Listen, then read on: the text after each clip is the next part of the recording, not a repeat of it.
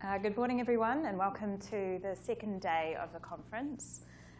This morning, we have a panel on populism in Southeast Asia and Turkey. My name is Anna Crowe. I'm a clinical instructor and lecturer here at the Human Rights Program, and I'll be moderating this panel.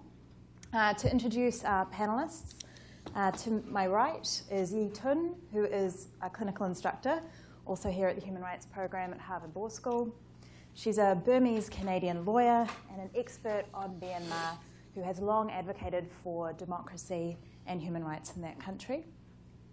To her right is Richard Heydarian, who is a Manila-based academic, a columnist, and an author.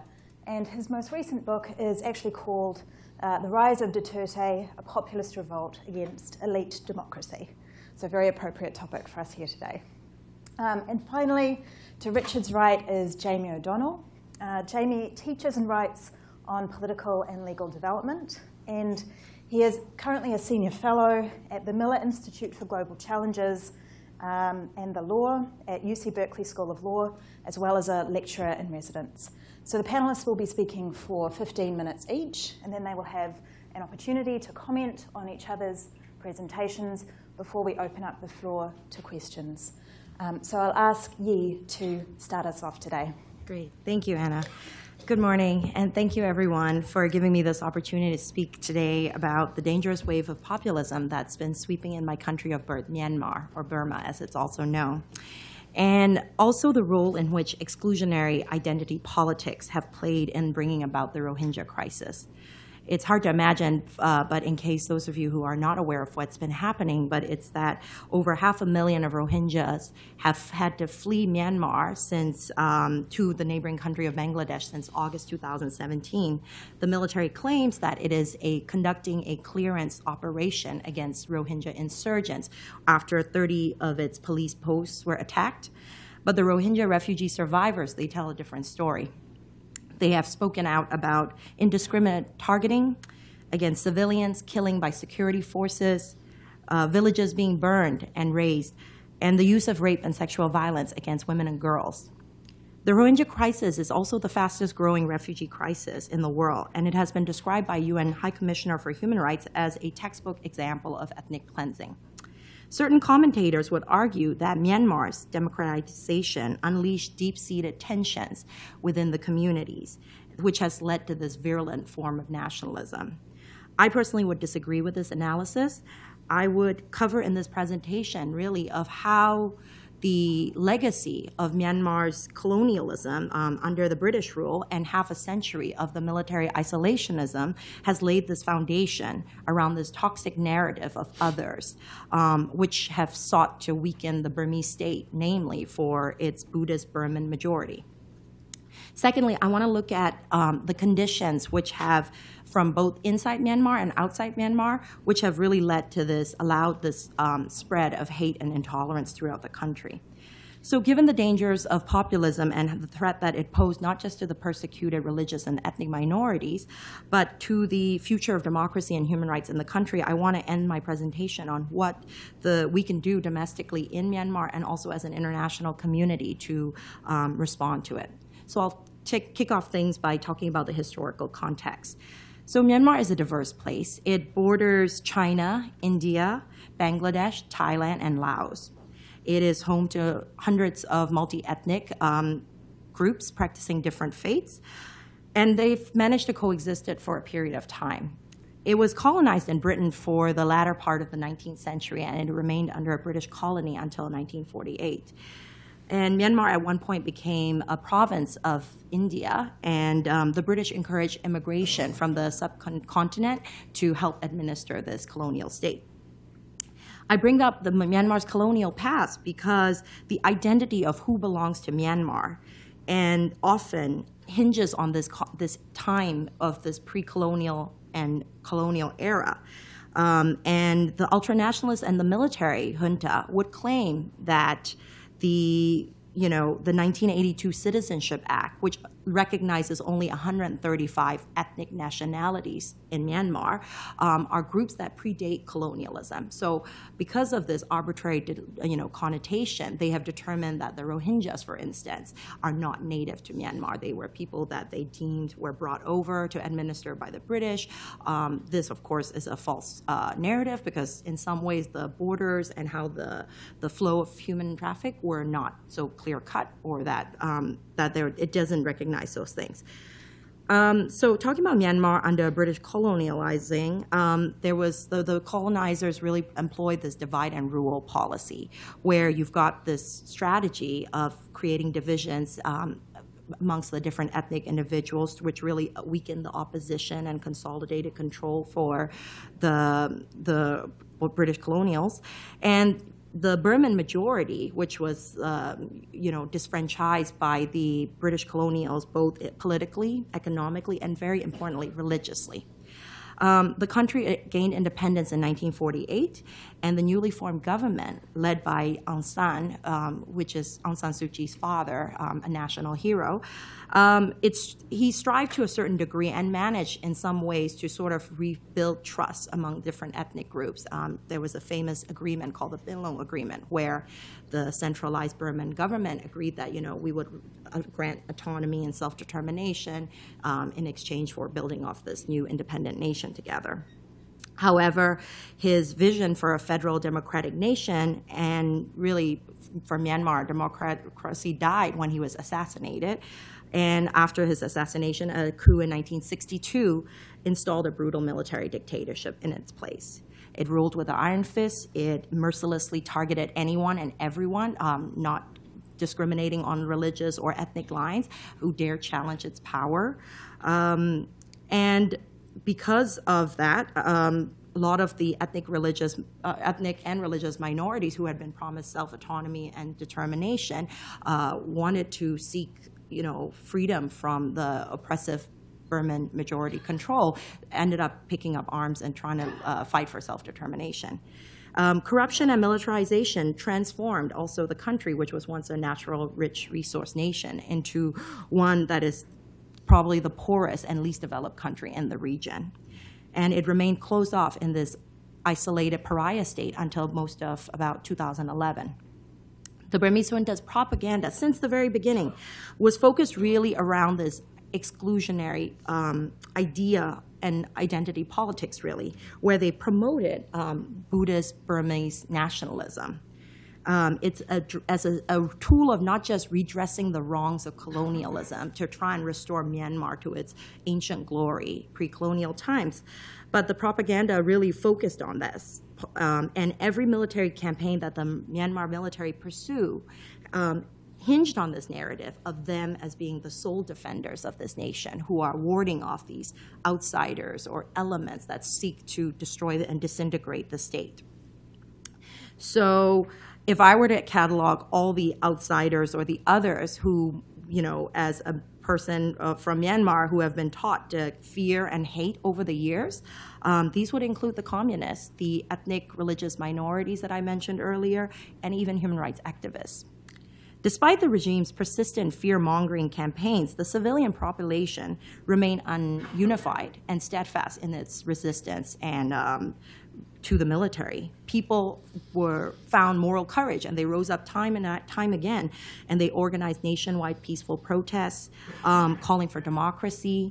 The military might, and even though many people paid with their lives and long prison sentences, that did very little to deter people from their desired goal of democracy. And yet, what is it about these latest Rohingya insurgents, whom, let's face it, when you look at the scheme of Myanmar as a whole and the same propaganda that's been used again and again, that seem to be really the latest incarnation of this ever-looming threat that the military has pushed forward? But yet, what is it about the Rohingyas that struck a chord with the population? You're seeing, evidence of this huge exodus and the persecutions against this community, and even communities who have stood united, who knows full well the types of abuses that the military is capable of, are yet somehow rallying behind this. So to answer that question, I want to share with you all the conditions both inside the country and outside Myanmar, which have led to the spread of hate and intolerance. So by 2011, Myanmar was undergoing drastic changes. It was emerging from its pariah state that I had mentioned. The deep entrenched problem of military dominance, extreme poverty, armed conflict still remained. But under the gloss of democratic transition, what we had was the military formed its quasi-civilian party. They also freed political prisoners. The human rights defenders and activists were taking off blacklists. People were allowed, including myself, to return to the country and work freely on things like human rights and law reform and strengthening rule of law. And the constraints on fundamental freedoms were laxed for the first time since 1962. Journalists and civil society had more space to talk about things. People could gather. Politics was not something that you whisper to each other with the constant fear of special branch being on you. It was something that was being done. So, and because of these changes and transition, diplomatic ties were restored with many countries, including the United States. And markets were opening up, and there were resources flowing into Myanmar. And it was around this time that this narrative about the Rohingya and the threat that they posed began to emerge. While people like myself use the term Rohingya freely, and I see it as a legitimate claim for an ethnic minority, which which connotates a specific Muslim community in northern Rakhine, which is the state that borders Bangladesh, you need to understand that the term is a contentious one in Burma. The Burmese military and ultranationalists refused to acknowledge it. They referred to Rohingyas as Bengalis in an attempt to portray them as foreign interlopers with a separatist agenda. These tensions and distrust against the Rohingyas could really be traced back to post-World War II era or the early days of Myanmar independence, when you had members of the Rohingya community appealing to Pakistan, of what at the time includes current-day Bangladesh, of annexing their territory. And when Pakistan did not do so, certain members of the Rohingya community took up arms and fought a separatist rebellion, which lasted in some form or another until about the 1960s. And in retaliation for that, the successive military regimes eroded away the Rohingyas' rights until a community that had once enjoyed equal rights and citizenship status were deemed stateless under the Citizenship Act, which I mentioned earlier, where of the 35 groups, they were not recognized as one of them. And the Rohingyas were deprived of basic freedoms, including the freedom of movement, confined to the Rakhine state only, which is one of the poorest states in an already poor nation, sharing limited resource with yet another oppressed group, which is the Buddhist Rakhine. And these two communities, they eked out an existence until violence flared up again in 2012. An incident involving a Rakhine Buddhist woman who was raped and killed by 3 Rohingya men plunged these two communities into waves of communal violence, with both communities taking part, and it left hundreds of thousands of Rohingyas and Rakhine homeless and placed in IDP camps. The communal riots of 2012 were then coupled with this long history of the Rohingyas seeking self-determination and also separate state. These were really used, these two stories and narratives were used to sow fear about the Rohingyas. By this time, it wasn't just the military groups pushing it, though. Something new had emerged, unlike the previous era. Groups like Mabata, which stands for Race and Religion Protection Committee, supported by military, also to a certain degree by the quasi-civilian government, led by people like monks, such as Wirathu, who took advantage of this opening up of the space to go take advantage of it, moving through the country, doing these really anti-immigration, anti-Muslim sermons and spewing hate. And ultranationalists also took advantage of a change that took place because of the opening up, and that was the liberalization of the telecom industry. Early 2000, Myanmar was the least connected country in the world, behind North Korea, Cuba. And then today, we've got 93% of the population have 3G mobile network connections, and more than 86% of the household in Myanmar have smartphones. People leapfrogged and joined the sort of social media revolution that was taking place. They joined Facebook and Viber and all the platforms with religious zeal almost. And a really recent study that I looked at showed that 38% of Facebook users, that was their main source of news. for anyone who's been to Myanmar or has worked on this area, in Burma, the idea of internet doesn't exist. It's just Facebook. And ultranationalists have utilized this platform and that space to spread out sort of these false propaganda, fear-mongering tactics, and continue this sort of atmosphere creating to fear. And another thing was working with civil society in the country. I've discovered that a lot of the time, the Russian military had actually trained Burmese military to set up these troll camps where around the clock, the military servicemen are hacking and putting out these messages, creating this atmosphere. So because of all that, you know, I'm running out of time, so perhaps we can leave it in questionings. But really, that has sort of set the stage to create this atmosphere. And a lot of the people in the community or even the international community are wondering, why is it that Suu Kyi and her party, the civilian party, at a time when the democratization is opening up, why aren't they speaking out? Why won't they stand up for these things? I want to paint this picture because these are what's at stake. For the new civilian government to act, first of all, there are serious structural barriers in place. They do not have oversight, even though they won landslide elections. They do not have oversight over key ministries that could resolve the Rohingya crisis. They also are, the way that the Constitution is set up so that is that the commander-in-chief ultimately is who decides military campaigns. So even if the civilian government wanted to intervene or direct, they have under the law, zero power to do that. And any changes to this Constitution can't be done without involving the military, which under the Constitution have been allotted 25% of the parliament in both upper and lower houses. So that's sort of the political climate that it's created in.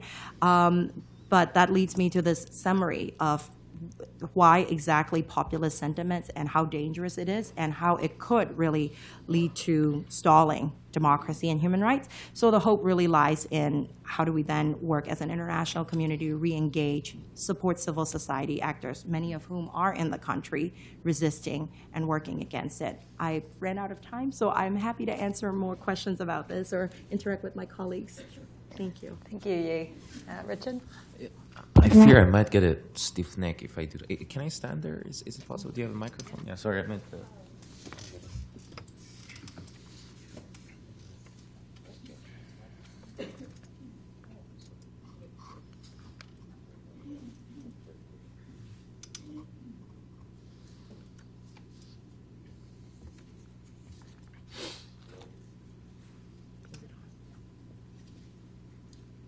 Hello? Okay.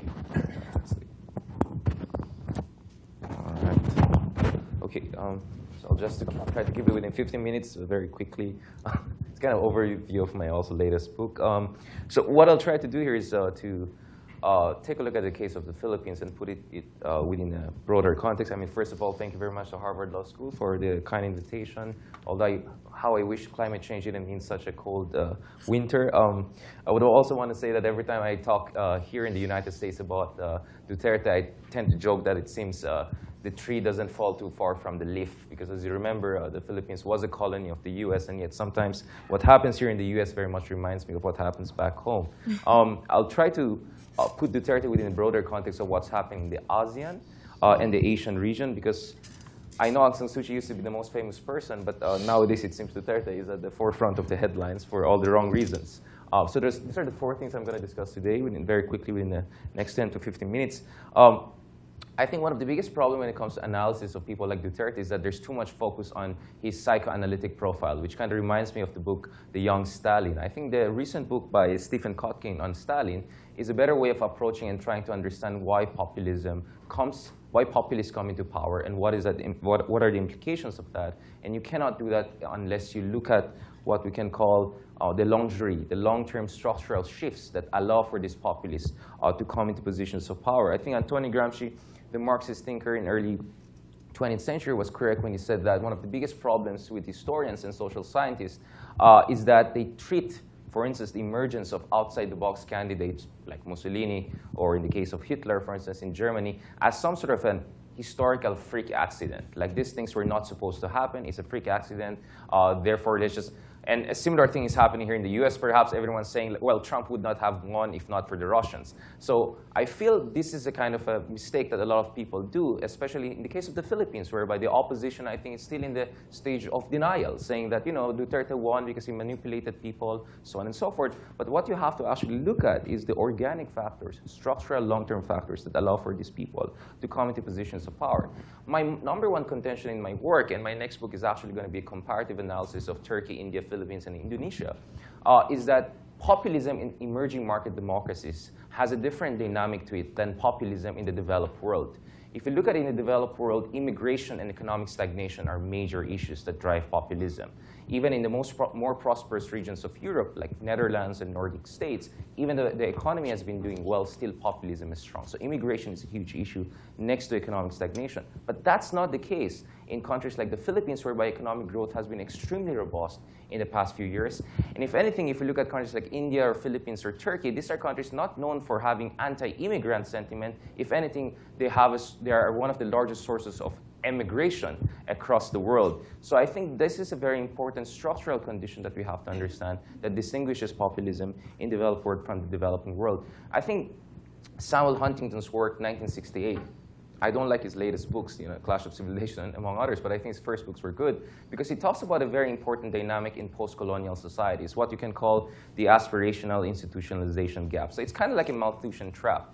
So what happens when the economy is growing fast and doing well, aspirations of people actually increases exponentially.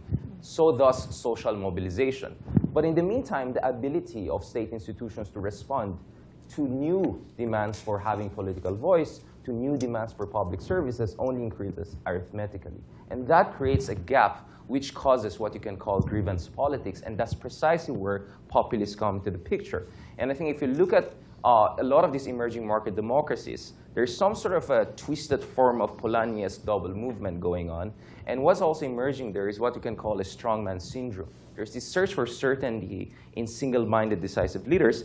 And these kind of theoretical discussions are actually backed up by data. So in a Journal of Democracy article that came out in early 2017, it shows that countries like the Philippines, Georgia, India, even Turkey, majority of the population prefer a strong leader who does not have to bother with elections. So this is kind of like a demand side of populism that we have to keep in mind. In September, the Pew survey came up with a research which showed that in India, Indonesia, and the Philippines, 50% either simple majority or a majority of the population actually prefer strong leaders, again, who do not bother with checks and balances. So it seems the structural conditions for the rise of populists has been there in the countries whereby you can say what they're going through is a trouble in paradise. So a very simple case in the Philippines. In fact, the last 6-7 years in the Philippines have been the best time in the Philippines as far as gross economic growth is concerned, 6.26%. But the problem is, as the growth picked up, expectation of people for a better future actually also expanded. The reality on the ground was that growth was extremely concentrated. So the World Bank came up with the data in 2030 that showed that 40 families in the Philippines took home 76% of that 6.25% that we talk about. So 4.5% of the entire growth of the Philippines was concentrated in 0.0001% of the population. And if you look at the Philippine political institutions, it's just as oligarchic. So even compared to Latin America, which I feel the Philippines is more comparable to than many Asian countries, the level of concentration of power is mind-boggling. So when they look at the legislative positions occupied by so-called political dynasties, connected by second degree of consanguinity, in the Philippines, the number was 70% in the Congress. Compared to Mexico, Mexico is 40%. Argentina is around 10%. Now, when they took into consideration the mistresses and outside the wedlock kids of the political dynasties, the number jumped up close to 90%. So in many ways, the last elections in 2016 was a protest vote because it was not only Duterte who won. In fact, the vice presidency almost went to Ferdinand Marcos Jr., the son of the former dictator. It's just like imagining the Islamic Republic of Iran perhaps voting for the son of former Shah. That's what happened. So in many ways, it was a protest vote elections. And the protest vote was exactly the response to the grievance politics of the Malthusian trap in emerging markets that I was been talking about. Very quickly about Duterte, there's a lot of discussion about what is populism. Of course, one thing that makes them populist is the style, so the bad manners. That's where they project authenticity. It's also how they mobilize as a form of strategy using their populism by essentially talking about crisis. The country is going to go to apocalypse. If you don't vote for me, the country will go to hell. And of course, there's also the factor of othering, right? That it's us against a specific other. And in the case of Duterte, the others were first drug dwellers, drug suspects. And later on, the kind of definition of the other keeps on expanding. It now includes liberal thinkers, perhaps even truly yours. But one of the biggest debates in the Philippines is that does Duterte fall within the definition of fascism? There's a big debate about that issue, whether he's a proto-fascist and all. Randy David, a Filipino sociologist, kind of implies that.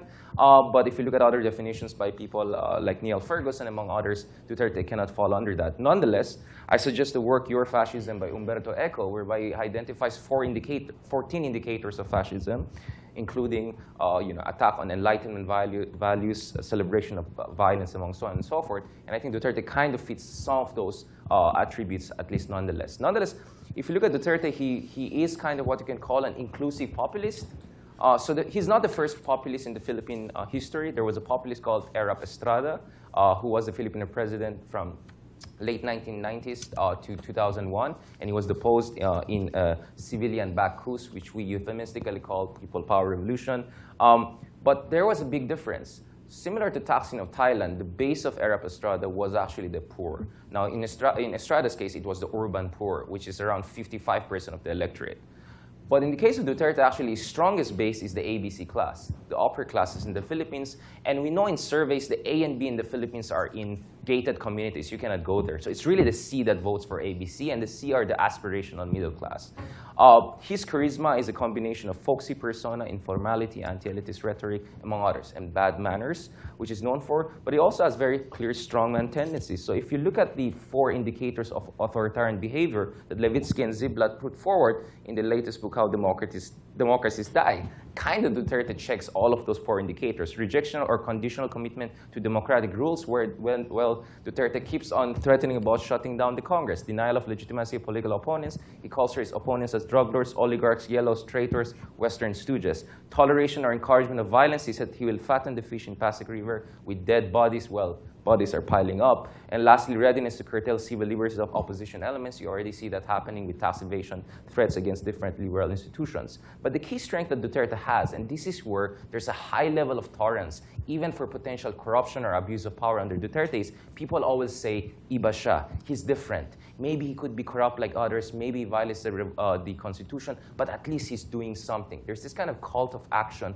or celebration of action and decisiveness that is happening in the case of the Philippines. And Duterte always tried to say whatever problem happens in the country is either a fake news, a conspiracy theory by the opposition, or I'm trying to just fix the problems that I inherited from the previous administration. And that kind of logic still helps because the guy has an 80% approval rating. Nonetheless, what's happened in the Philippines is actually, in my opinion, part of a broader arc of populism. If you look at the case of Recep Tayyip Erdogan, in the case of Turkey, that will be discussed later on more, or Narendra Modi or Joko Widodo, most of these guys actually come from local government backgrounds, similar to Duterte. And if Duterte said, once I become president, I'll create the so-called Davao model, similar to Narendra Modi, he talked about the Gujarat model. In the case of Widodo, he talked about his experience as Jakarta governor and the Solo mayor. And of course, if you look at all of these kind of populists, their base of support is the aspirational middle class in their country, right? The rising Hindu nationalist middle class in India, the Anatolian tigers in the case of Turkey, and of course the middle class youth in the case of Indonesia, and it's quite similar in the case of Duterte. Now, what is the art of populist governance? Once people like Duterte are in power, people like Mueller, they contend that these are the 3 things that are going to happen, and I think increasingly they're happening. First, domination of state institutions with loyal allies, purge of independent elements. The Philippine Chief Justice right now is being pushed out of position of power based on what many see as dubious cases. One of the Philippines' ombudsman office is also under attack because she opened up investigations against the president's secret bank accounts. Senator Leila de Lima, who was behind investigations against the president for alleged extrajudicial killings, guess where she is? She's now in jail.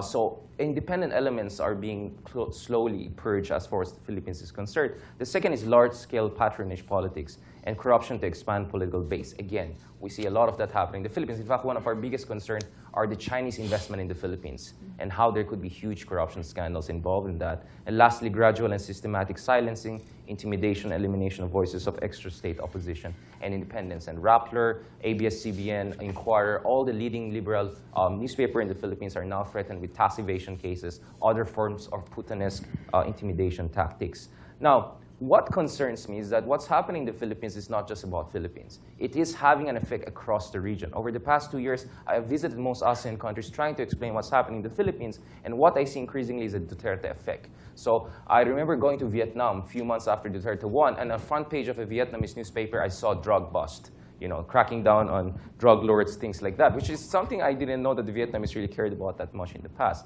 And Pepinski, the Cornell political scientist, talks about the voting against disorder phenomenon. And we see this kind of Duterte kind of right-wing populism now spreading across the region. No less than President Jokowi. He's known kind of like the Obama of Asia, quite a liberal, progressive guy. A few months ago, he talked in very Duterte-esque manner, saying that when it comes to the drug dealers, shoot them because we indeed are in a narcotics emergency position now, as if we're in Mexico or in some Latin American countries. Then, of course, you have the broader concern about specter of people like former general and alleged human rights violator Prabowo making a second run for presidency and perhaps doing better. And if you notice, after Duterte tried to lash out at the West, question human rights values as an important kind of Western imposed values, you saw that across the region there has been more aggressive pushback against democracy. In the case of Najib Razak in Malaysia, for instance, a few months after Duterte lashed out at Obama in the US, he questioned the Justice Department's investigation of the 1MDB corruption scandal. A few months later, in a country like Cambodia, Hun Sen went altogether eliminating all sorts of opposition and creating the latest single-party rule, and so on and so forth. And of course, the most egregious situation is right now in the case of Myanmar. So under Duterte, we see this kind of resurgence of Asian values 2.0. If you remember the 80s and 90s, two Asian leaders, Lee Kuan Yew and Mahathir, used to make this argument that, us in Asian countries, we value community, the state and society cannot be separated, individualism, human rights, democracy, these are Western constructs, they do not apply to us. Well, the difference back then was these guys were making those cases in quite an articulate, eloquent way. As far as Duterte is concerned, he's making that with causes and all sorts of different colorful language. And in fact, if you see that, we're seeing the return of Asian values, in fact, in a much more gory and violent way. And this is something that really concerns me. It's shocking to go around the Philippines and people questioning whether human rights or democracy is something for us. And the broader impact we see in the Philippines is the emergence of what Farid Zakaria called an illiberal democracy. Democracy is still there. Duterte is quite a popular guy. I think any moment, if there's an election, he and his party can win that. But as far as respect for basic civil liberties, as far as constitutionalism is concerned in the Philippines, I think liberalism is actually out of the window, and we're moving towards a much more Putin-style kind of crackdown on free liberal media, among other things.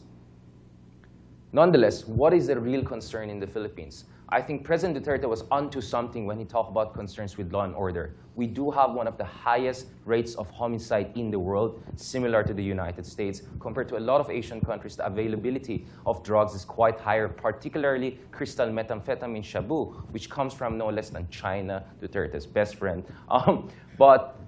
So there is a problem. But of course, Duterte is not correct to say that we are in a narco state. And Duterte is not correct to say that the way forward is to dispense with checks and balances and democracy and human rights. The way to move forward is to deal with the problem of capacity building in state institutions. So if you look at those figures, it shows the degree of crisis in the Philippine judicial system, whereby a single judge has to deal with 644 cases per year. The Philippines has one of the highest rate of pretrial detention. And the budget of the judiciary is less than 1% of the total budget of the government. In short, the Philippines has not invested in reforming and incapacitating its judicial system. And that's why you see this kind of vote against disorder in the Philippines. So if you want to fix the problem, you go back to the basics of building capacity in the Philippine state institutions. Thank you.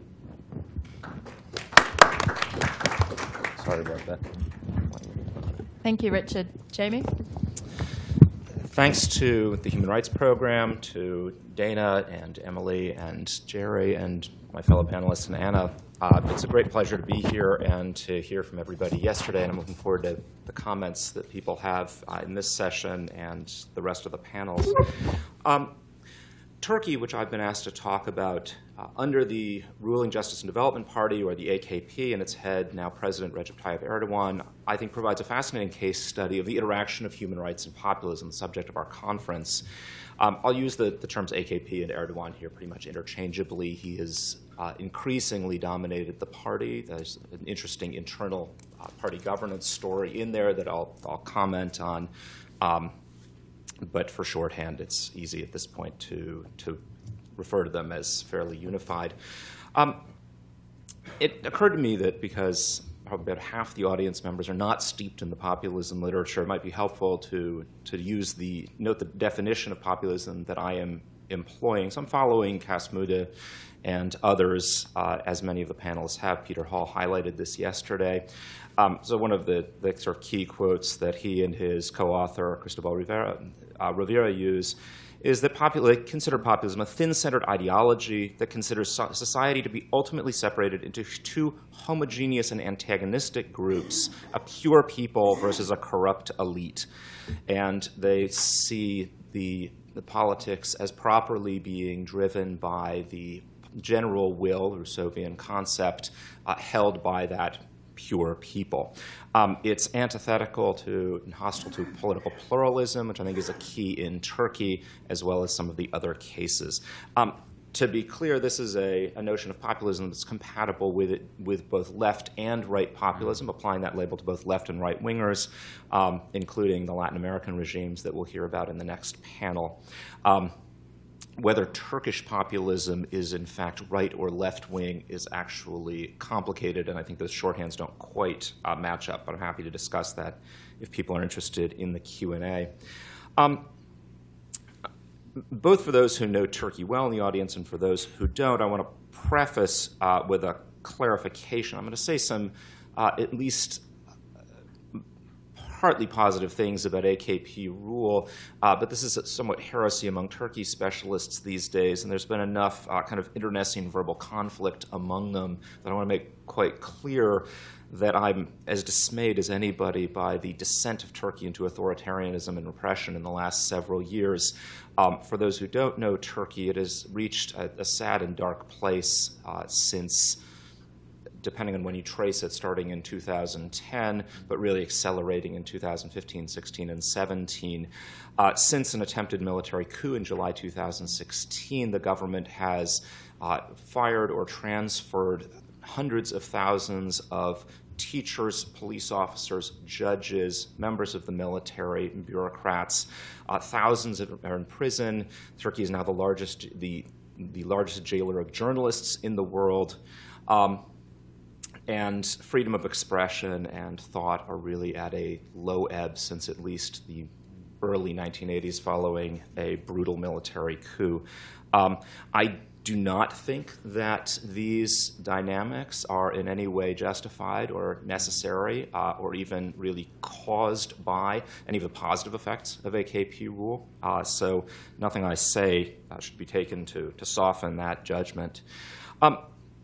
On a more analytic note, there's been a lot of debate among Turkey specialists about whether the AKP's autocratic tendencies were sort of baked into it from the very beginning. Erdogan in particular has sort of always been an authoritarian.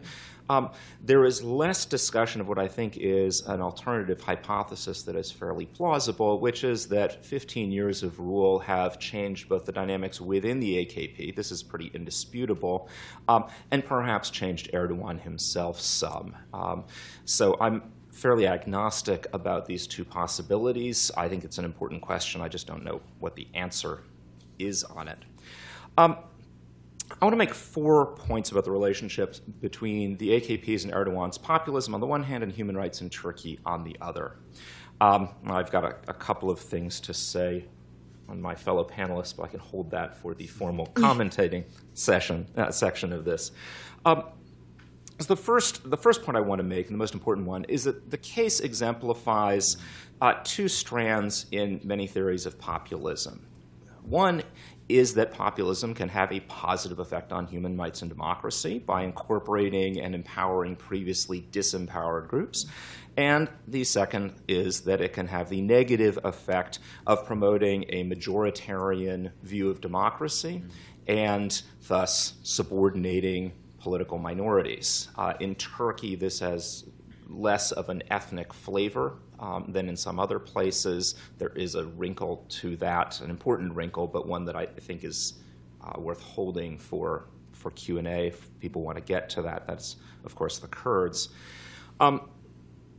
This is all about the horizontal distribution of power within the citizenry, not between the ruling elite and and its constituents. That will be my second point. So to summarize for those who haven't read my paper or know Turkey, essentially, since the AKP took power in 2002, it's progressively adopted a series of constitutional and other structural reforms that have more or less monotonically increased majority power. This has meant empowering Turks, the roughly majority of Turks who live outside the major metropolitan areas and or are working class or poor. This is not a super precise definition of what is sometimes referred to without, as I understand it, an offensive connotation at this point as black Turks, historically excluded from power. They also tend to be religiously conservative. That's the other important axis of their policy preferences. So historically, this group of black Turks have been subordinated by a Kemalist elite based in the major cities that has controlled the bureaucracy, the military, the judiciary, and really dominated party politics. The AKP since 2002 has really served as a voice of this historically excluded group. It had some of the reforms that it's instituted in policy terms have rolled back discrimination against more religious Turks. This has been most visible in the elimination of both informal norms and formal rules that have excluded women who wear headscarves from public education and a wide range of employment, as well as other areas of public life. But that's both important in and of itself to many women, religious women and men, and at this point to many non-religious secular Turks who see this as a positive development promoting inclusion of a wider range of the population. So that's been important, but it also stands for other less visible examples. One that was cited to me in Turkey was that in the past, army recruits or soldiers of any rank whose knees were dirty were sometimes punished because this was evidence that they had been kneeling to pray any number of times a day. So the inclusion, these reforms to include more religious Turks in public life, have been one of the examples. This government has also expanded government services to serve more low-income Turks and spread opportunities for economic participation, particularly through government contracts to the Anatolian Tigers, medium-sized and some smaller enterprises located outside of the big three major urban centers, Istanbul, Ankara, and Izmir, where economic development and government assistance has been traditionally focused. The result of these reforms has essentially been to expand democracy and political space, including freedom of religion and expression. That expansion was true up through roughly the late 2000s. In recent years, however, as the AKP has gained confidence and the opposition has been continually weak since 2002, the balance between majority empowerment and minority disempowerment has kind of reached an inflection point. The metaphor is not perfect because there's no clear point at which this occurs. But the shutting down of political space and political opposition that I referred to at the very beginning began a number of years ago and has now reached the point where minorities are excluded far more than they should be to achieve what I think most of us would judge to be a reasonable balance of minority and majority power. So this illustrates two of those classic dynamics in relationships between populism and democracy. The second point I want to make is about the vertical distribution of power between the ruling elite, political class, and this includes and primarily is about the AKP at this point, on the one hand, and the citizenry. So this happy picture of some democratization under the AKP shouldn't mask the fact that, like many, perhaps all by definition, populist movements, the vertical distribution of power between elite politicians, populists, and their constituents is heavily weighted towards the former. Populist politicians tend to see themselves as the sole legitimate voice of the unified people. And if the unified people include any people who are not unified, who have different views, the populist leader simply defines them out of the people. That may be done in ethnic terms, it may be done in other terms, but it's a convenient device and a common one. Those people may be defined as confused, they may be defined as treacherous, but either way, they're not genuine voices. So this has occurred in Turkey as well. President Erdogan portrays himself as the sole authentic voice, and that decline of democracy within the ruling AKP party, which has occurred since 2002, but really accelerated since the late 2000s, since 2007 or so, has been really quite dramatic. At this point, it really is a one-man political party, which ironically both clashes with the original founding conception of the AKP by three founders, Bülent Arınç, Abdullah Gül, and Erdogan, who wanted the party to diverge from the historical pattern of Turkish parties, which is to be one man, and it's always been a man, although there has been one female prime minister. So they wanted the party to diverge from that, but in fact, it has over time shrunk as Erdogan has consolidated power. The third thing I want to note about Turkey and the relationship with populism and human rights is that the populist trope of an elite cabal repressing the popular majority has been used in Turkey lots, but it also is widely accepted by analysts, including myself, Turks as well, as having been true. That since Ataturk in 1923, Turkey has been governed on a model of elitism and of this Kemalist elite repressing conservative, backward popular sentiment in favor of a classic kind of Westernist modernization. So the policy level, this has involved the secularist program, concentrating development in the urban centers, and having a historically fairly progressive attitude towards women's rights. Turkish feminists point out ably that this is not full equality, but this is, at least starting in 1923, a much more progressive vision. Procedurally, this has taken the form of constitutional provisions entrenching secularism, an aggressive constitutional court that's enforced those, including by closing Islamist political parties that have received healthy democratic support, and military coups in 1960, 1971, 1980, and a kind of soft military coup in 1997, as well as an attempt by the Constitutional Court to dissolve the AKP itself in 2008. That failed by a single judge's vote. The last point I want to make here is that commentators on populism sometimes struggle with the idea that populists can maintain their anti-elitist posture once they're in power. So the AKP has been in power now for 16 years and yet has maintained this basic idea that it is fighting against this elite cabal.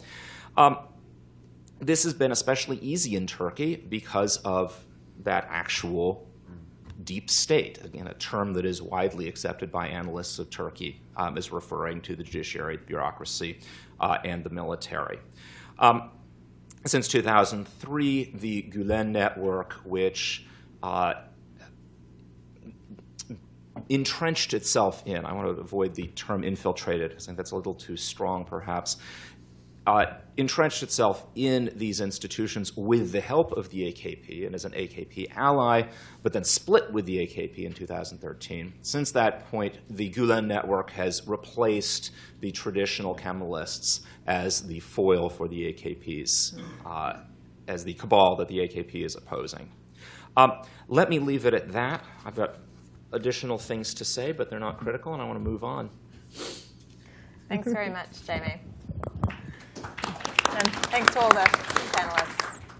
I'll now switch to asking you if you have comments on each other's presentations, reflections on anything that's been said today, perhaps points of commonality or points of difference that you'd really like to highlight.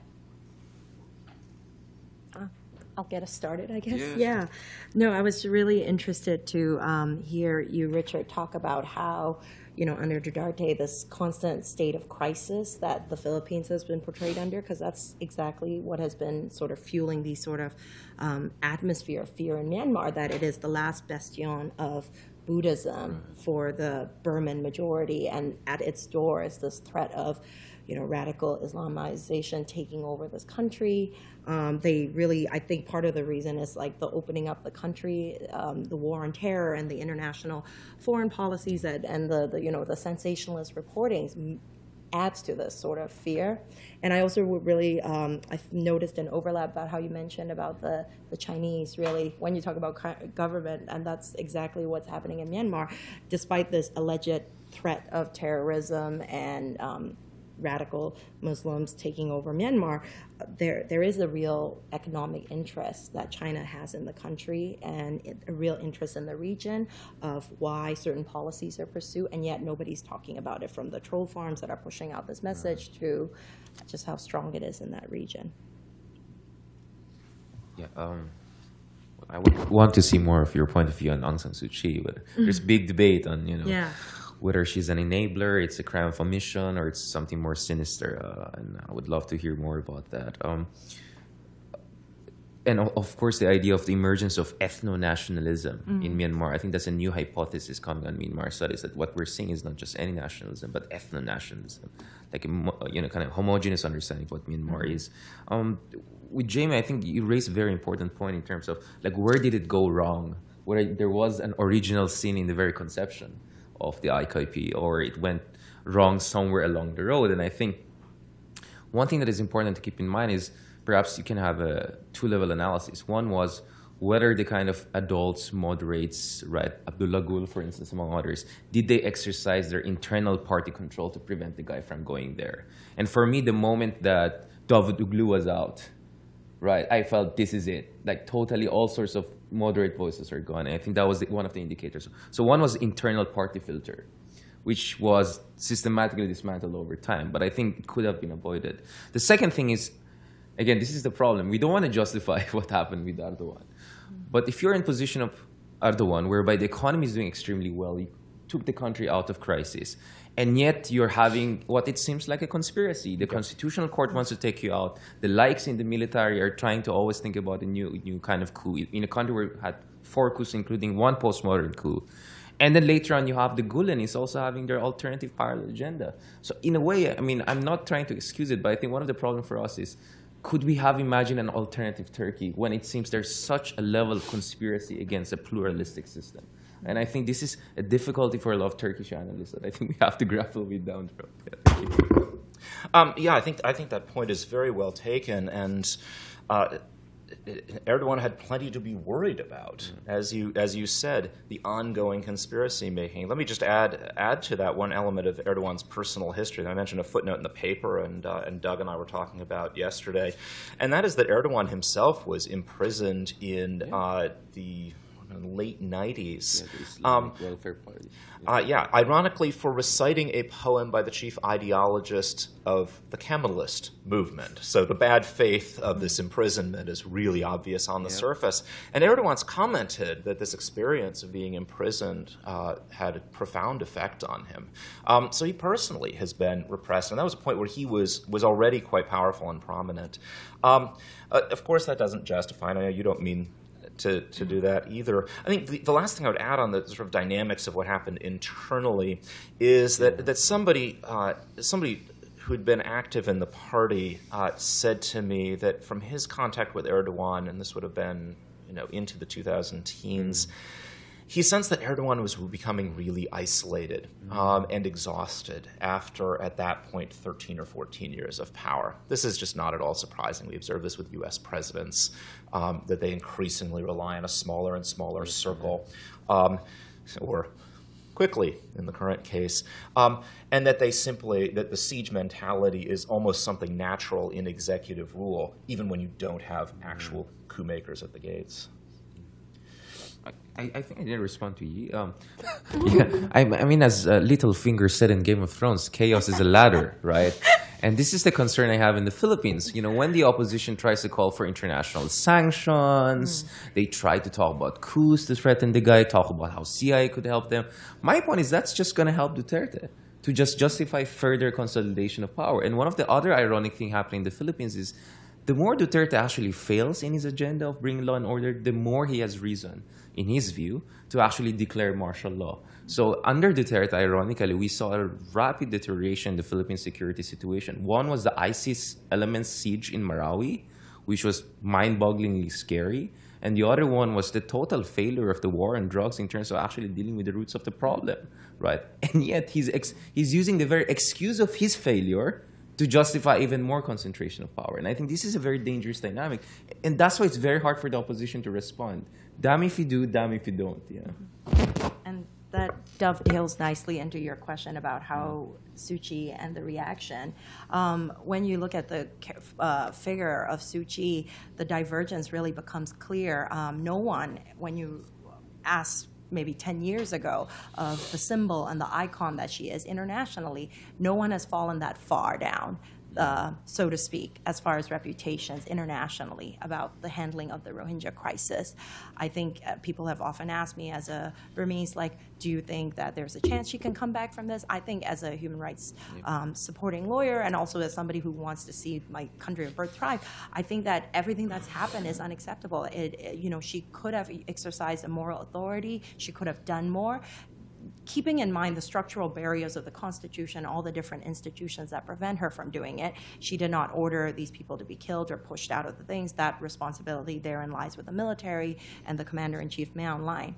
However, on the other hand of that is the fact that the divergence is internationally, this is the perspective, but domestically, people, the ultranationalist movement, and even the military are saying that she's not extreme enough when it comes to tackling the Rohingya.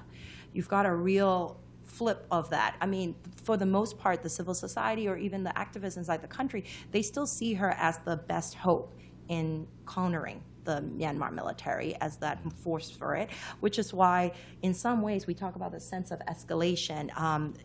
The international community is right. I mean, just this week, as she was attending the ASEAN meeting in Australia, a group of international human rights lawyers tried to arrest her for crimes against humanity for it. But these sort of incidents, what it does is also creates and places in this Asian value versus the international biased community who doesn't understand our experience, who are saying these things for groups that they don't really understand or our history kind of thing. So I think that's where we're at right now, that divergence. But then I feel like it's creating this sense of escalation between the two communities at a time when it really should be re-engaging. The international community needs to re-engage with the civilian government plus the civil society.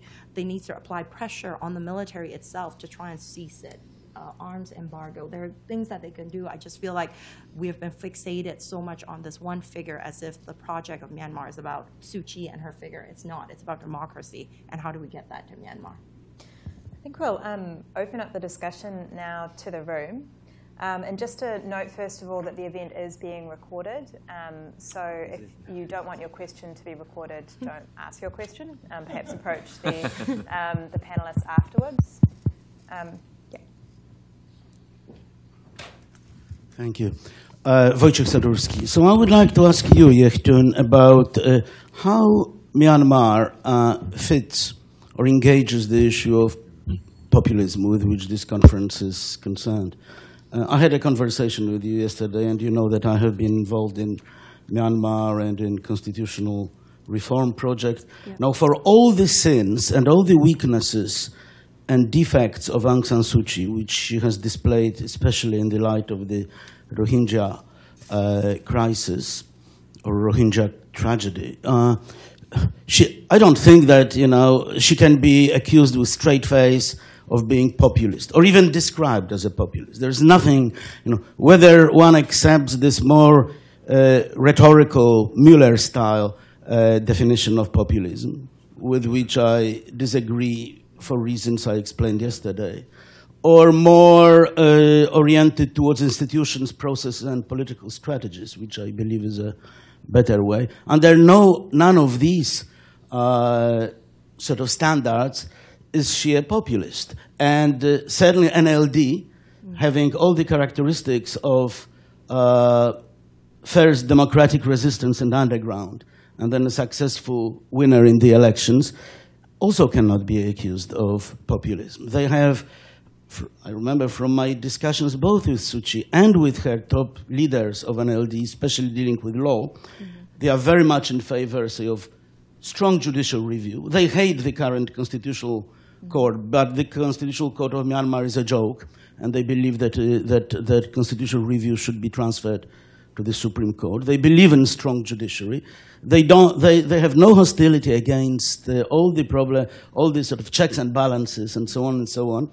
So obviously the fact that NLD hasn't, and Aung San Suu Kyi personally, hasn't confronted the issue of Burmese nationalism versus Karen, Kachin, Shan, and now Rohingya is maybe partly a matter of their weaknesses, of their perplexity in the face of the tragedy which sort of transcends their capacities, but not populist tendencies. So my question is, how does that fit the theme, the overarching theme of our conference?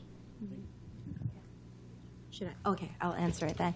So thank you for that question. I wholeheartedly agree with your assessment of the NLD and Suu Kyi, and this is part of the reason why the civilians and civil society inside the country and activists say she's the best hope, because for all the reasons that you listed fully.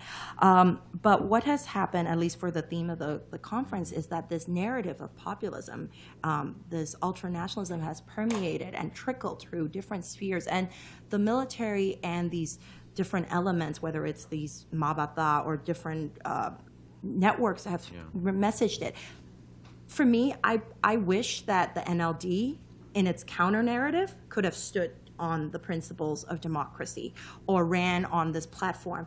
But I think because the atmosphere, even I think they were calculating for the election, let's make those changes, let's be bold once we're in power. Perhaps those came into place. No one can understand why they did what they did in responding, but it's as if the scene has been set by these movements that are pushing these populist movements, and by being silent and by not challenging it, in some ways they are they could have used a counter narrative or to engage with that, and right now it's sort of like dancing to the tune of what has been said instead, and that's wherein lies what could have been with regards to Myanmar and Suu Kyi. Thank you.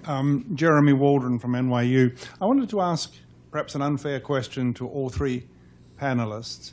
My understanding of what we're doing here today is not just explaining the populist threat to human rights in various contexts and various settings, but exploring the more troubling question of whether that challenge requires us to rethink anything about human rights, as though our current conception or consensus on human rights and the institutions and assumptions that support it is always going to be a work in progress. It always ought to be exposed to pressure from various outside forces. It's not God-given. It's something that we have to figure out. And so the question is whether there is anything in these accounts from Myanmar or the Philippines or Turkey that leads us to rethink anything. I mean, maybe the answer is no, and that would be an acceptable answer, but it seems to me we have to think about it. The only thing I could see in the presentations or in the papers that were circulated was in Richard's last couple of pages, where he referred to the Philippines' problem being lack of investment in the capacity of judicial institutions and the broader penal system, which seemed to me to signal that if you really want to take human rights seriously, it's not enough just to condemn Duterte. You have to look at the institutional infrastructure that supports human rights. So can we have any suggestions? I know this is primarily for the panels this afternoon, but it would be a pity if the particular country studies didn't yield any results Yeah, who would like to start off that? Can I go there? Yeah. Well, I mean, for a long time, the Philippines was supposed to be the bastion of human rights and democracy in the region, right? We have among the best human rights lawyers. We tend to advise other countries on how to move forward. Within the ASEAN, we were the voice of the ASEAN. But I think the problem was it made us forget that on the grassroots level, people don't really understand what is human rights. And that it was quite a wake-up call when we saw that people see human rights quite, genuinely, not only trolls or fake news. They saw human rights as a shield used, due process and human rights are kind of put together, as a shield used by well-connected, corrupt people with good lawyers to avoid prosecution. And if you look at the numbers I presented there a while ago, where justice is, the wheels of justice don't even grind, they just completely stop at some point. You can understand that people will make this false causal connection that, oh, you have due process and human rights, that's why no justice happened. So why not just take it out and then justice will come? And I think that's also where you did not see massive backlash against Duterte. As far as his war on drugs is concerned, it has 8 out of 10 people's approval.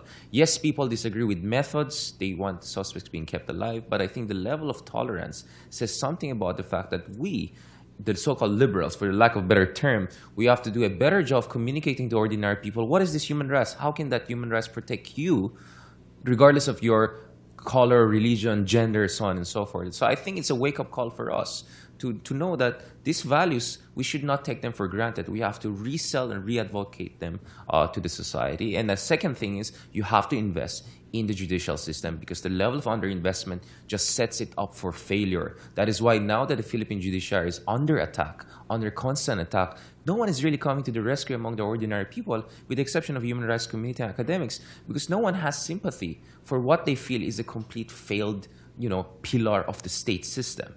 Because justice is just so slow. I mean, we have the second highest pretrial detainees in the world. 60% of people in the jail were not even indicted, or they were not even proven to be guilty of anything. So I see where the frustration comes from, but I think the Duterte way is definitely not the way forward. So, Jeremy, thanks for the question. I don't think Turkey presents a lot of suggestions for revision in our thinking about human rights. The one thing that I would pull out of it, maybe there are two things here, is the value for practical engagement on human rights of a little bit of philosophical stepping back. And the irony for someone like me with so little philosophical both bent and skill suggesting this to you is high. But I think that much of practical human rights activism, both by international institutions and by NGOs, focuses on a kind of institutional mapping in the democracy area. You know what I'm talking about. I think that stepping back and thinking about what we mean by democracy in a functional sense, and essentially there's an economic definition that I find very useful, which is the dispersion of political power among the citizenry in the direction of perfect equality. So perfect democracy here is perfectly equal distribution of power across the citizenry. Obviously, no existing polity beyond about 3 or 4 people is going to be able to achieve this, and that's fine.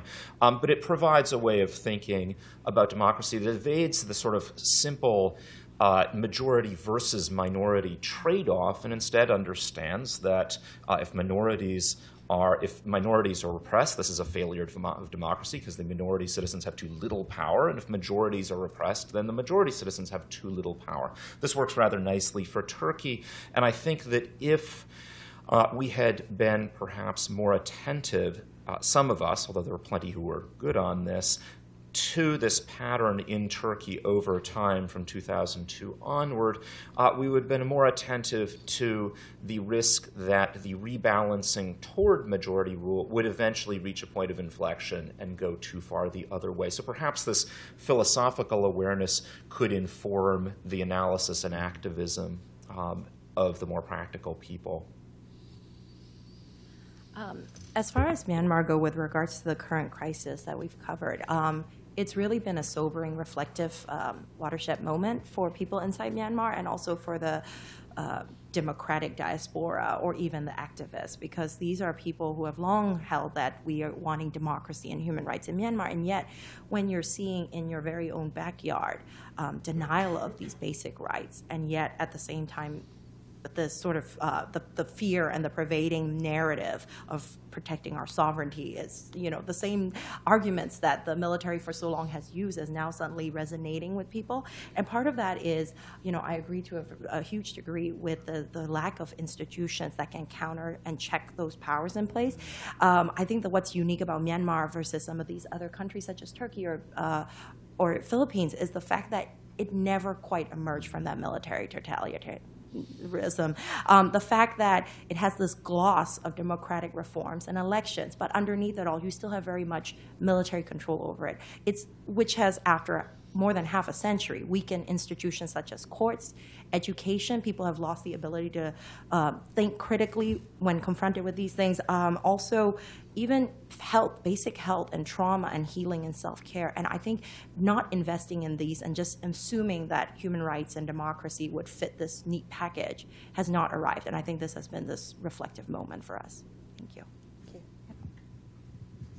Dinah Shelton, George Washington University. My question is a bit of a follow-up to Jeremy's, and it's about the role of the European Court of Human Rights. It has upheld the ban on Islamic parties and many of the headscarf bans in Europe. Do you think it is too deferential to the differences of states when they're leading in a populist, anti-democratic manner? Or do you think it's achieved the right balance with their margin of appreciation doctrine? Can I punt that to Larry? Seriously, I think actually Larry would have much more interesting things to say on this, sure, because I think it's a great question. I think it speaks for itself. But I've not dug enough into the European Court's precise balances on this with this in mind, I think, to give you a good thought. So, would you like to comment? Kind of coming out of the blue. So I was thinking, I was making a note, Dinah, to bring something up in my panel with Jerry this afternoon. But, the extent of the bigger question here are the way in which doctrines of deference are going to be country-specific or context-specific, and they can cut against each other. So some of the cases involving Turkey said, look, Turkey's different, right, because it is a democracy, but it is majority Muslim. It is different from other European countries. That's where the doctrine started in Leyla Şahin, and then, of course, it changed.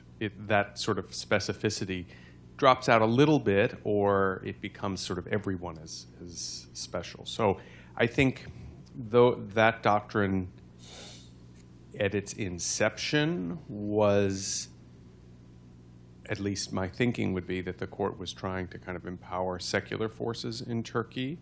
And then it's become a wider set of considerations with respect to the dangers of Islamic terrorism in Europe in general. So to the specific answer to your question, should they shift it? I mean, maybe in the sense that, who currently, is the minority within that context may have shifted. So this is a little bit about Jamie's point about the inflection, right? So when majorities and minorities maybe flip positions, then maybe the court's doctrines need to adjust. But the bigger elephant in the room is, can you have an international human rights institution that has robust, kind of different doctrines of deference for different countries?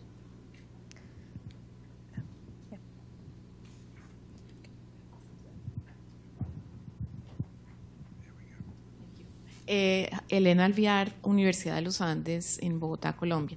So thank you for a really interesting panel. And I actually wanted to ask the three panelists about the economics of the narration, because populism has an economic story to it, and it was present in some of the presentations. Specifically, I was fascinated by the fact that some of these economies are really growing. So Turkey and the Philippines are growing that much. So is there not like a populist economic twist to it, or if you could say a little more about that aspect of it. Thank you. Who would like to take that one? I can start on that. So I was pondering this a little bit this morning and trying to think sort of what the coherent story is on Turkey here.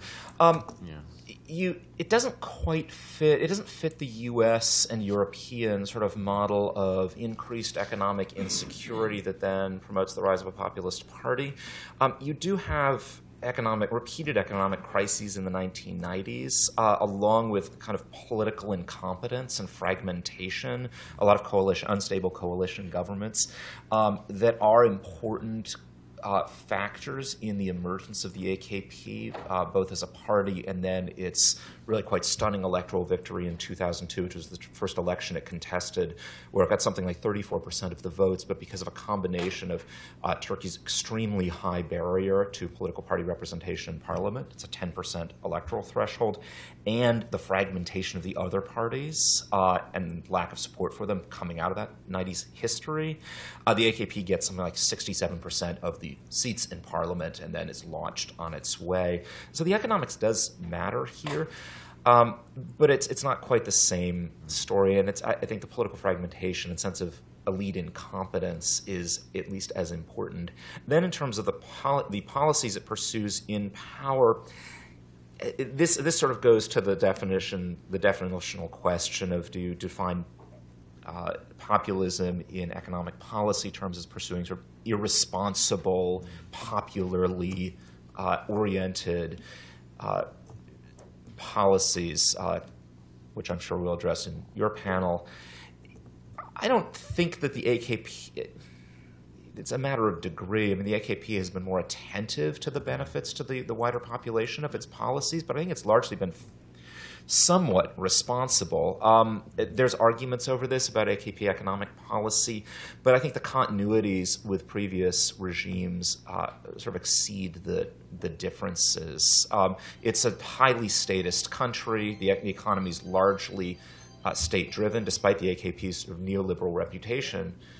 It remains a basically state-centered economy.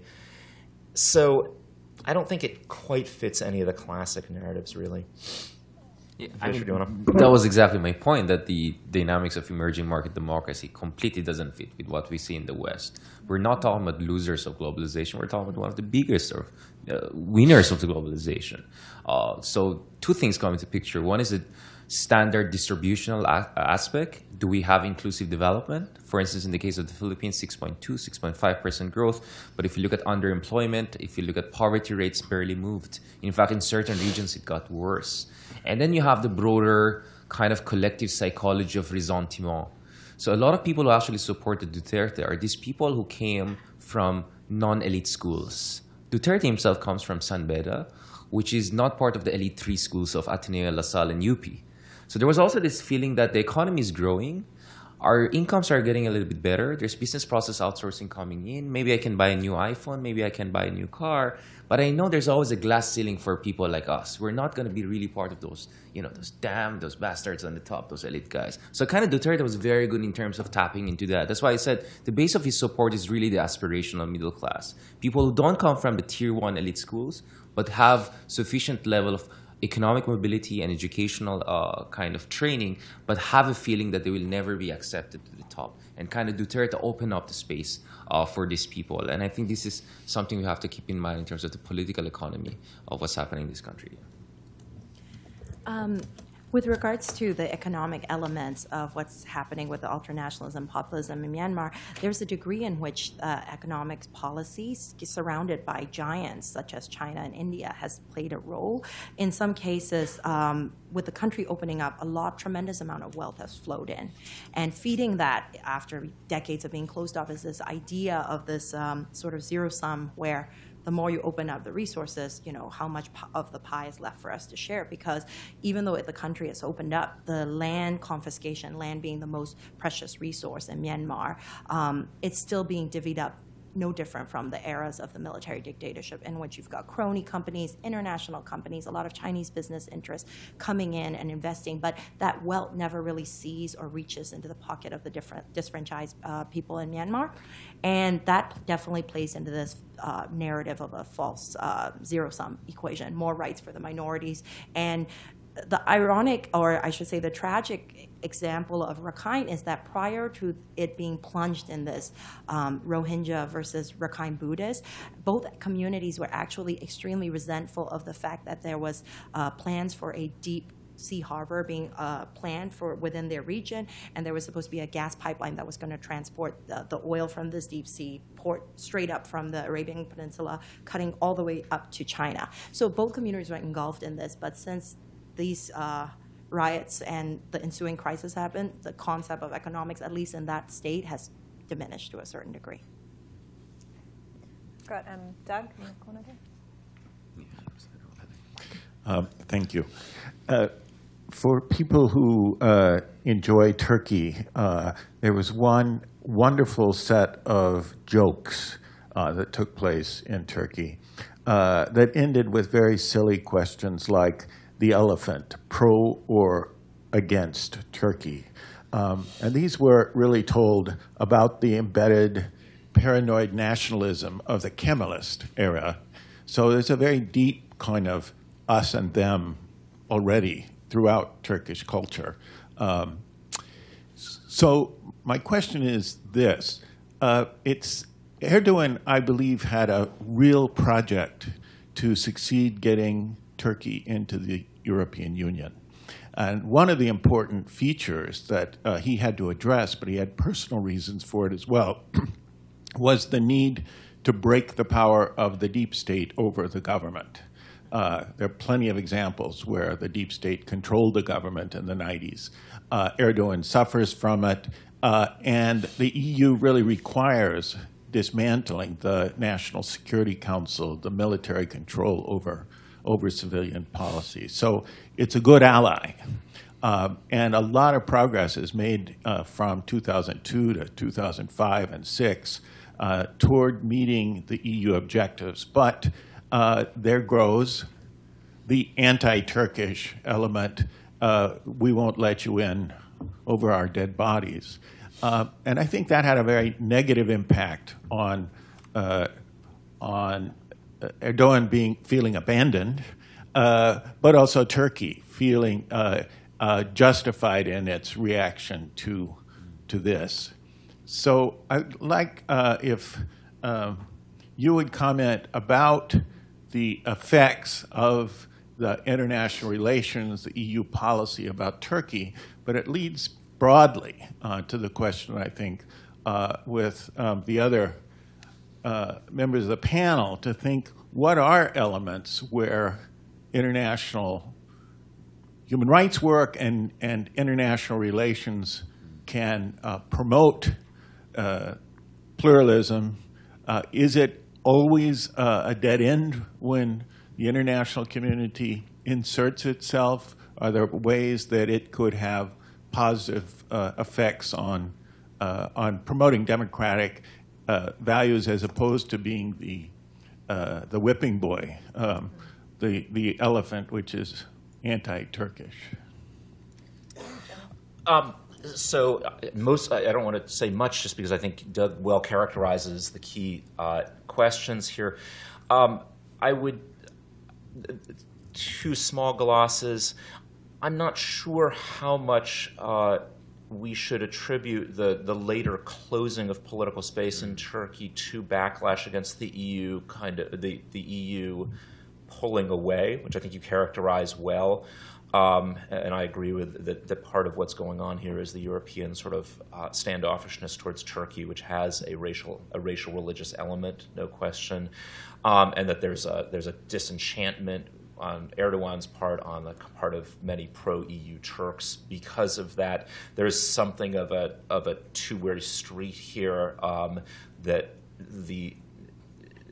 there's real pushback by the AKP and, in some cases, Kemalists' opposition to the AKP against some of the EU reforms. the other things I'd want to say is simply that I think in Turkey, to a large degree, the EU pressure that you describe has been a positive force for human rights and democratization. As you said, primarily in the early part of the AKP years, and before that, really tapering off in the last to near zero in the last number of years. And of course, the refugee deal is something we haven't addressed at all, but that's there. Do you have thoughts on these broader questions? Yeah, I think China is definitely the elephant in the room. In the case of the Philippines, I can say that Duterte would not have been so confident, to push back against ICC, exiting the country from there, to lash out at the U.S., to crack down on the human rights groups or liberal critics, if he didn't feel that the Chinese will be there for him no matter what. So I think that's definitely a factor. And we have a concern as China becomes more dominant and tries to rewrite the rules of the game. And as the U.S. has this big problem called Trump, it's going to be very difficult for the international community to engage. Nonetheless, there are efforts by other countries, middle powers, whether it's Canada, Australia, Japan, and the European Union, to still engage the Duterte administration. And I think which goes back to the question on judicial reform or on the issue of drugs. I told, for instance, our friends in the European Union, I visited them twice in the past 2 years, and I said, maybe instead of just attacking Duterte, help the Philippines to deal with the drug epidemic. It's not as bad as, I don't know, Colombia in the 1980s or Mexico today, but still we got a problem. We have tens of thousands of people who need cognitive behavioral therapy. Maybe you can help us with that. Maybe you can create rehabilitation centers, for instance, in the Philippines, or invest more in our judiciary and law enforcement agencies. New York, state of New York has more policemen than the entire Philippines, for instance. Small things like that, and you don't need to spend billions of dollars. You can only have some targeted millions of dollars there, and it could make a huge difference. And then I said, the Philippine media is very Western-leaning. Don't worry, they'll do a great job of promoting that. Because the Chinese are building huge rehabilitation centers. No one wants to cover them, except in negative way. So as I said, you have allies in the Philippines, engage with the government, but essentially beat them in their own game. Don't try to commit in this kind of a holier-than-thou kind of approach. That's not going to fly. And Filipinos, they're going to get patriotic and defend their president no matter what. He's still our SOB, no matter what kind of mindset, right? So I think there's still room, despite the unfortunate things happening called Trump, there's still a room for the so-called international community to engage. Yeah, just to add to, at least for the context of Myanmar, is the fact that in addition to China, we've got the complication of Russia. I think I alluded in my presentation a little bit earlier just about how the close ties between the military linkages as far as training and expertise, so you've got that. And for many years ago, I was involved with a movement to try and refer the regime to the ICC, and a lot of it was reaching even to the Security Council, and it failed ultimately because of, yet again, the veto power that China and Russia possess. And yet again, now with the Rohingya crisis being what it is, the call within the international community is circling around this, and I don't know where it lies, but I hope that Myanmar is looking to its permanent allies of Russia and China to sort of protect them yet again. But this is sort of the engagement where we hope, even with the rise of populism here in the States, which for so long had been a huge ally of Myanmar. Obama was the first head of state ever to visit the country. Hillary Clinton, in her capacity of Secretary of State, was really responsible in helping negotiate. So times have definitely changed as far as relations with the U.S. Post-Trump. In fact, after Trump was elected, the people who were celebrating were virulently, at least in Myanmar, were the race and religion protection people and the monks and things like that. So I think even though these large superpowers of so-called no longer are playing a lesser role to a certain degree, at least in that country, I think I agree with Richard's assessment of how roles like the Norwegians have been in country investing in peace talks, shoring up on ethnic minority rights, trying to make sure these kind of tragedies don't happen again. We can try and talk about SSR and how do we engage to get the military to unclench itself. And identity politics doesn't need to be about exclusion and around race and religion. How do we promote multidisciplinary things of embedding that in that country? And I think the international community has a wealth of expertise, and that's something that we have to try and reach the local target audience there. We're rapidly coming to the close of our time, unfortunately. And I'm sure everyone is eager to have their second coffee of the day. So if everyone could join me in thanking our panelists for today. Thank you to all three of you. Thank you.